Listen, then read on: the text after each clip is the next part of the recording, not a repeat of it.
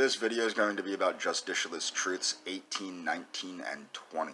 Okay, and number 18, what is stated is, we want a socially just, economically free, and politically sovereign Argentina, or nation, I guess you would say if you're applying it to other nations.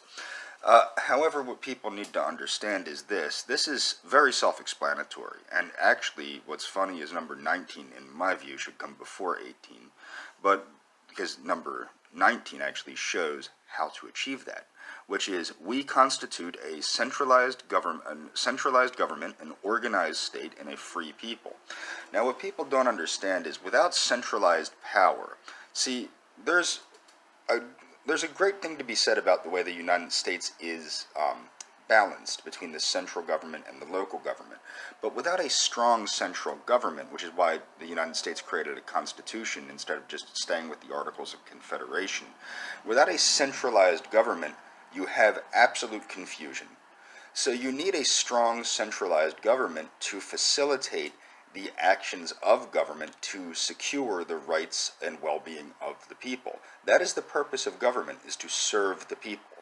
When a government ceases to serve the people, one must admit that it's no longer a legitimate form of governance. Okay, and we wish an organized state and a free people. Now that covers it all.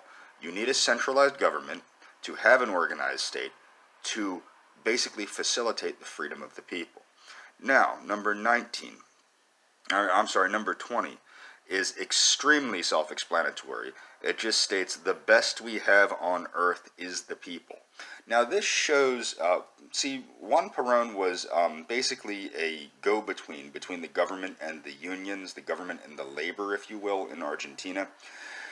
The difference between justicialism and other forms of third positionism, with the exception to some extent of National Socialism, although National Socialism did change once it took power, but justicialism is extremely sympathetic to the people, to the poor, and to the working class.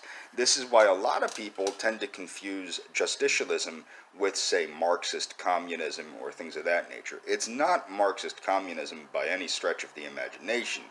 It's just that people need to understand, like, for example, Eva Perón came from a poor family, as did Juan Perón, basically. So, and also you have to understand, actually dealing with the workers, dealing with the labor force, it shows that there is a need to lift up the poor. You can, as I've stated numerous times, you can only judge the well-being, as it's stated in the Truths also, you can only judge the true well-being of a nature, not by the top 1% or 2% or 10% or 20% or 30%. You can only judge the true well-being of a nation by the well-being of the lowliest in the nation.